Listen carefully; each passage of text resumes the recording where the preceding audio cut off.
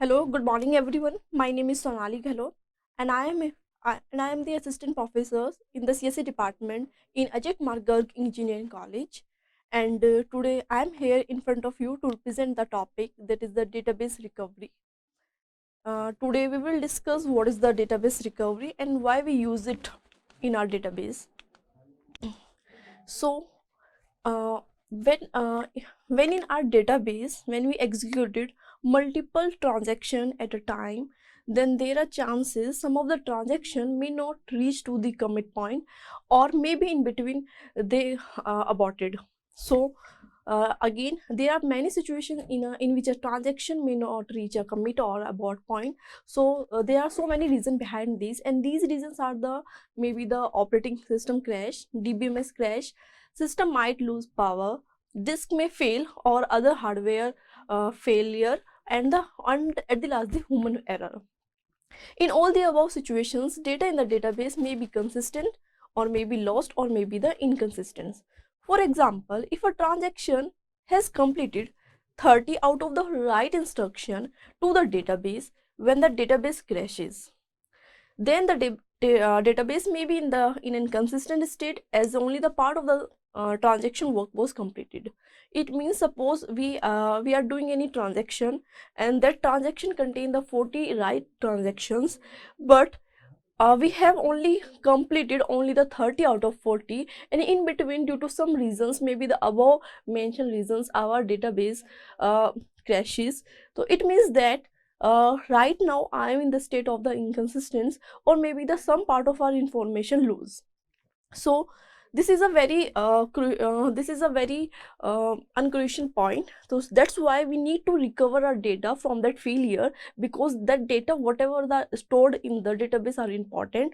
So for this restoring the data, we use a concept that is the database recovery. And the database recovery is just a process of restoring the database and the data to the consistent state, so that we can store a large amount of data in our database without any insecurity, without any insecurity feelings and all. This may include restoring the lost data up to the point of the event, that is the system crash.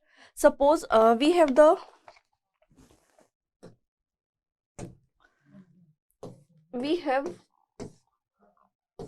these are the transaction in our database, and we fail at this point. This is the 1 2 3, this is the fourth transaction, suppose. So then when we want it means we crash here, it means these four transactions are lost, or maybe our database reached to the state that is the inconsistent. But when we apply this approach, database recovery, when we restore again these earlier four transactions easily, so that we do not perform from the starting again. If we have the technique to recover our database, so we just start again from here, not rather than here. So that's why we use the database recovery, so that we can restore our data or we can make the database consistent.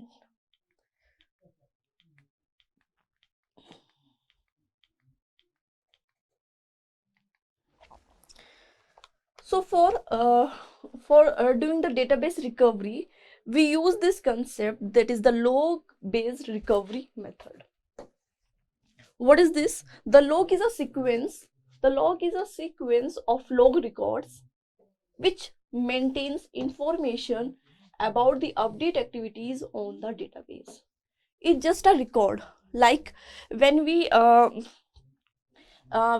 see a book, and at the starting of a book, there is a index. This index contain all the information regarding the our book. That's why this is a log, and log contain all the information regarding whatever we updated in our the database. That's why we called is the log records. And where we store the log is kept on the stable storage, that is the HDD, hard disk drive. And these are the information These are the information which comes under the logs. It means the state of a transaction,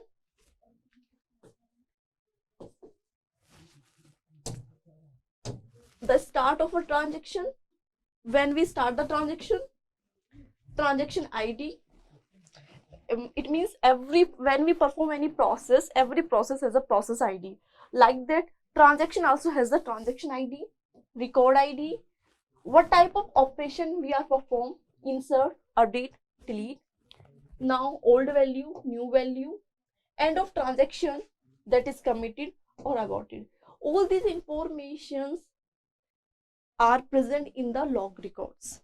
Now, one by one, we will discuss all what is these uh, statements.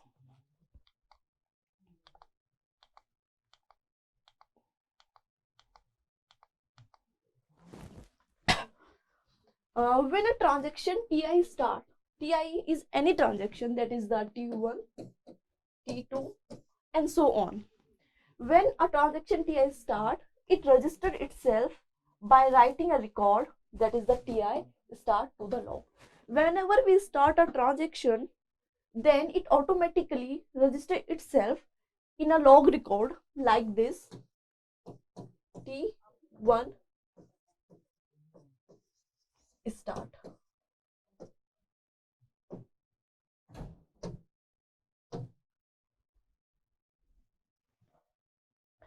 Now, before TI execute the write operation, a log record TI X VI V2 is written. Whenever transaction is performed its write operations, before that a log is created, that is the TI. TI is the number of transaction, that is the T1 or T2. X is the data item like the A, B, C, D, and V1 is the old value, and V2 is the new value of that variable. When TI, it last statement, the log record TI commit is written. Whenever the transaction is going or is to be executed at the last, when it perform at its last transaction, then we write the TI commit. It means all the instructions come under the TI perform well, and at the last we committed it. It means whatever the changes we did in between during the transactions, it performed well. So at the last we do it, the commit. Now there is a two word, and these are also the important one, undo. Undo for record like T1X, V1, V2, rise the old value V1 to X. When we perform undo operation, it means that it writes the whatever the old value. Suppose there is a data item X, it has two value V1 and V2. V1 is the old value and V2 is the new value. So when we perform the undo on any transaction, so it always write the old value of the data item X. And redo of a log record, it means that it writes the new value of X. Now there are two types of the log based recovery method. One is the immediate database modification and second is the deferred database modification. And now we will discuss one by one. First, what is the immediate database modification and what is the deferred database modification, and what are the difference between both of them? Immediate means whatever the changes or updates to the database are applied immediately as they occur without any waiting to reach to the commit point. It means that whatever the changes we do at any point during the transaction, we applied or we forced to immediately without waiting to reach to the commit point or at the last of the transaction. And the deferred database, as the word indicates, means delay. Updates or whatever the changes to the database are deferred or maybe the postponed until we reach to the commit point. Immediate means we do the changes at the point when the changes occur, and deferred, that is the postponed, we delay the changes until and unless the transaction is to the commit point.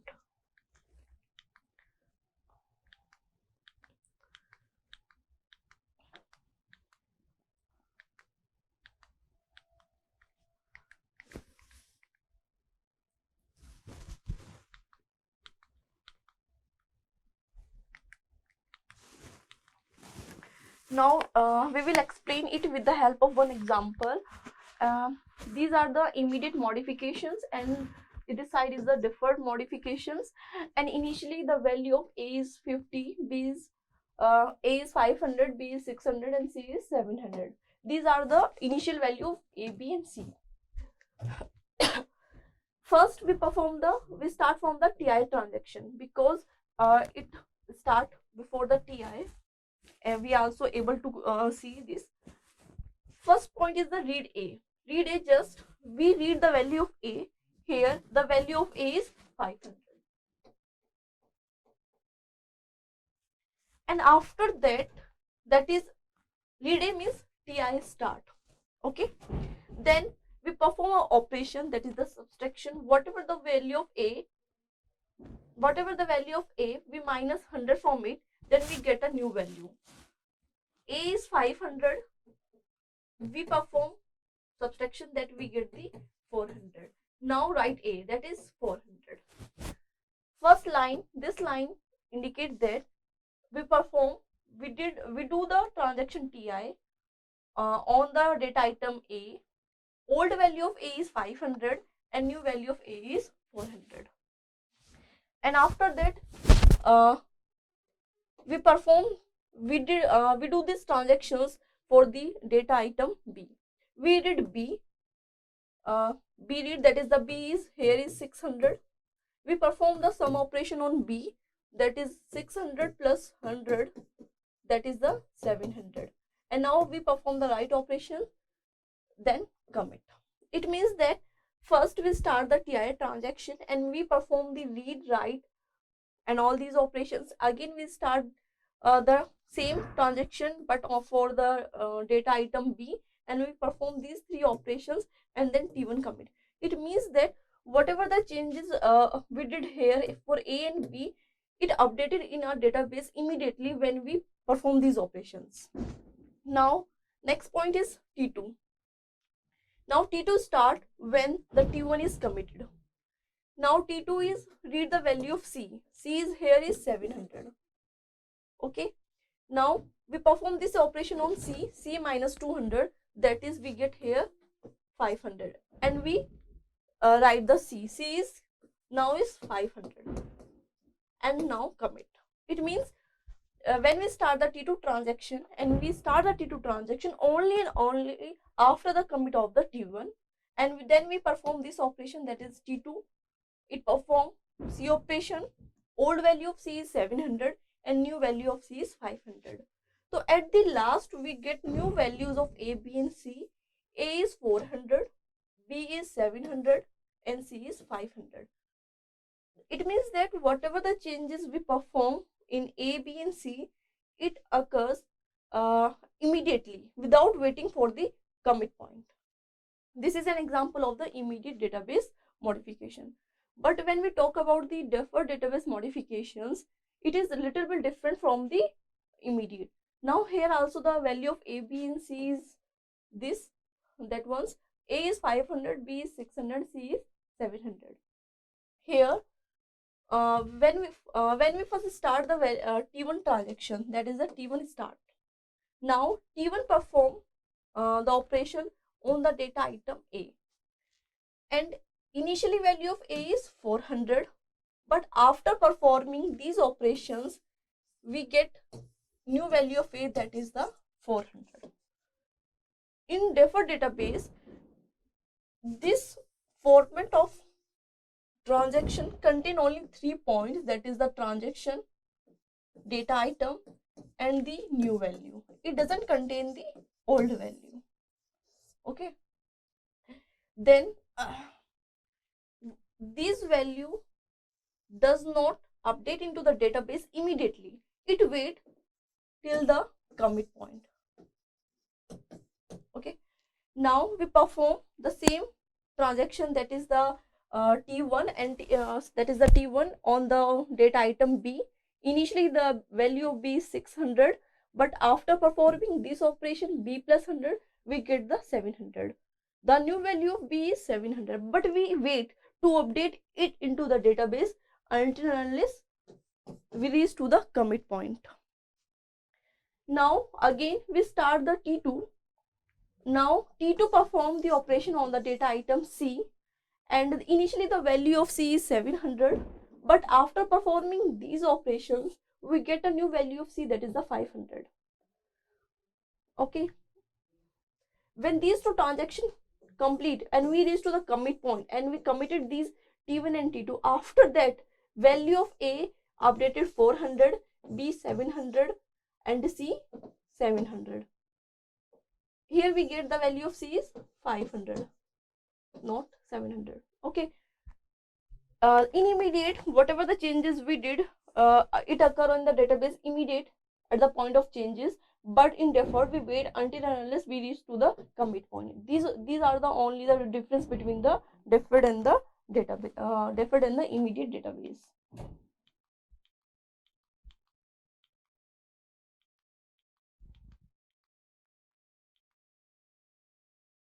There are some differences between the immediate and the database modifications.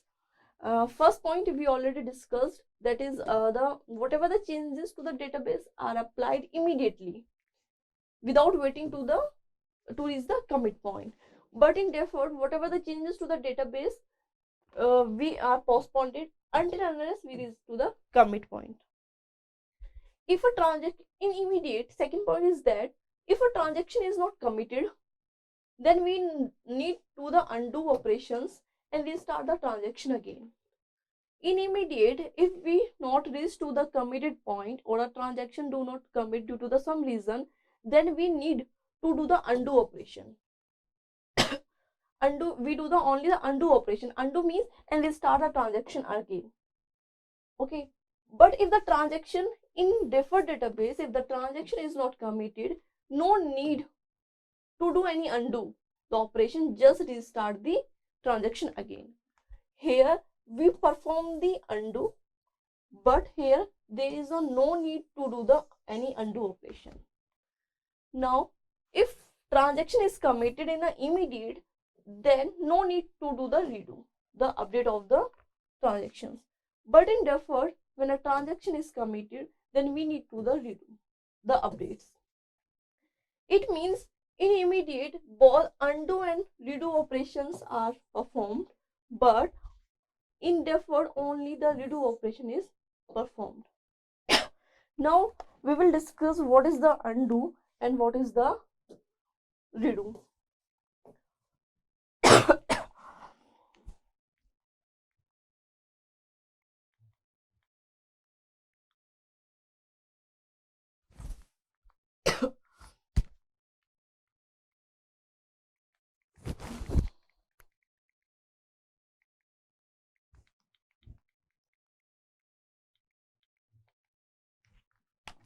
Here there are some problems when we perform the immediate and the deferred database updates, and these are some problems here because searching the entire log is very time consuming. When we perform the immediate operation, we create a log like this: old value or new value, and in deferred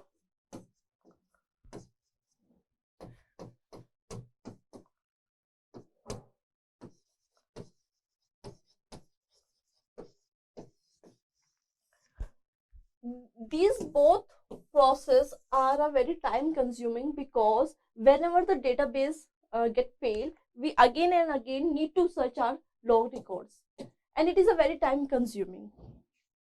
In immediate database modification, when a transaction fails, log file is used to undo the update of the transaction. And in deferred database modification, when the transaction commits, log file is used to redo the transaction. Redo means whatever the changes we perform during the transaction, we do that changes. And undo means we again start our transaction from the beginning. To reduce the searching time of the entire log, we can use the checkpoint. When we use these two concepts, that is the immediate and the deferred, it is a very time consuming, because in this process we again and again need to search the log records for getting the old values or the new values of our transactions. and it is a very time consuming. But we want to overcome this problem with the help of the checkpoint. When we use the checkpoint in a transaction, then we don't need to use the log record again and again. Okay, checkpoint is just a point which is specified that any operation executed before it are done correctly and is stored safely or updated safely in database. It means that suppose there are so many instruction in a transaction and we fail here, then whatever the instruction performed before this failure, it updated in our database safely or safely and correctly without any failure. And we just need to do the process start from here again only. This is the only benefit of the checkpoint. At this point, all the buffers are forcefully returned to the secondary storage, and whatever the checkpoints or whatever the updations are done here, these all are recorded in the secondary storage, that is the database. Checkpoints are scheduled at the predetermined times intervals. It is used two limits. These are two limits when we are using the checkpoint. First one is the size of transaction log file, and second is the amount of searching.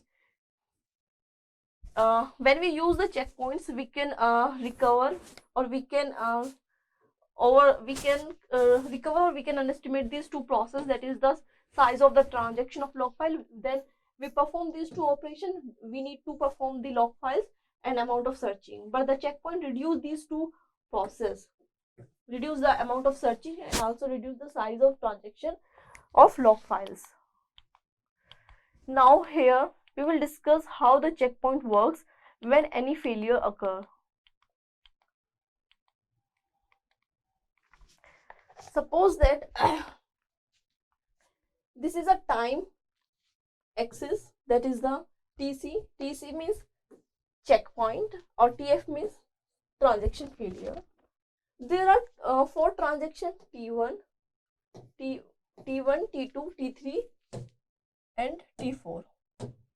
Okay, and we create a point. This is a point on the timeline, that is the checkpoint, and here at this point there is a failure in our database. The T1 transaction start here and commit here before the checkpoint occur. Okay, then it means that this transaction safely or correctly done without any failure before the checkpoints. Okay, now the second transaction, that is the T2 transaction, it start before the commit point but end after the checkpoint. Sorry, it start before the checkpoint and end after the checkpoint. And T2 start and end after the checkpoint. And T4 start before the failure point and end after the failure point. Then what are the difference between T1, T2, T3 and T4? Which transaction is performed correctly and which transaction are not performed correctly? Then now we start from first transaction, that is the T1 transaction. T1 start and completed before any checkpoint are available here. So it means we ignore the T1. We ignore the T1 because T1 already committed before the checkpoint. For this, we don't need to redo the transaction or we don't need to undo the transaction. Now we ignore the T1. This point is that as it has already been committed before the checkpoint, but T2 start before the checkpoint but end after the checkpoint. T3 comes between the TC and TF. So then we redo this transaction. Because why we redo these two transactions? We redo these two transactions because these two transactions are completed before any failure in our database. That's why we redo these two transactions. Redo just means that whatever the changes, whatever the updated we did in our database, that updated in our database permanently. So redo, it means whatever the new value we get of any data item, we update that value in our database as a permanently. It is the meaning of the redo, as they are active after the checkpoint and are committed before the failure. Okay, but T4 is a transaction that is start from the TF, that is the failure point, but end after the failure. Then we need to do the undo for this transaction. Undo means we start this transaction again. So this is the major benefit of the checkpoint. Checkpoint is that we don't need to again from the T1 transaction. We ignore the T1, we redo the T2 and T3, we just focus on the T4, because T4 comes at that point when the failure occurs. All these three transactions are correctly updated in our database. So we don't need to do the searching again and again in our log records. We just make a checkpoint, and with the help of checkpoint we can decide which transaction can be ignored and which one can be redo and which one be the undo in future. Then this is the important or maybe the best approach to do the recover any failure, to do the recover our database from any failure. Now the transaction T4, as it is active and after checkpoint and has not committed, that's why we did the undo here.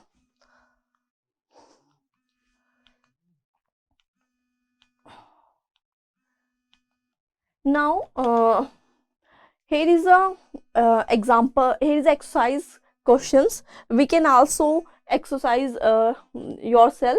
You can also exercise yourself so that you can get how we did all these checkpoints. Here there is a timeline, and there is a two checkpoints here, TC this and TC this, and this is the failure point. And there are the 5 or maybe the 6 transactions here. And the exercise first, there are 3 questions here. First question is that we need to give the name of that transaction that has been completed before the checkpoint, and these are the T1. The answer of the first question, that is the T1. T1 is only that transaction that is already been committed before the any of the checkpoint. Now the next question is, give the name of transaction which will be perform redo operation. Here we want the name of that transaction that will perform the redo operation. Redo operation means we want the name of that transaction that has been already committed before the failure points. Here we get the T2 transaction, T3, T4, T5. Here we get the 4 transaction, that is the T2, T3, T4 or T5. These are the 4 transactions. These all transactions are completed before any failure points comes. That means we redo all these transaction. Now the next question is that give the name of the transaction which will perform undo operations. Here we want the name of this that transaction that we need to perform the undo for that, and this is the T6. T6 is the only transaction that start before the failure and completed after the failure point, but in between there is a point comes, that is the failure point. That's why we need to undo this transaction. Undo means we again start this transaction from the beginning. I hope you get all the points clear, and now thank you. We will discuss further in the next video.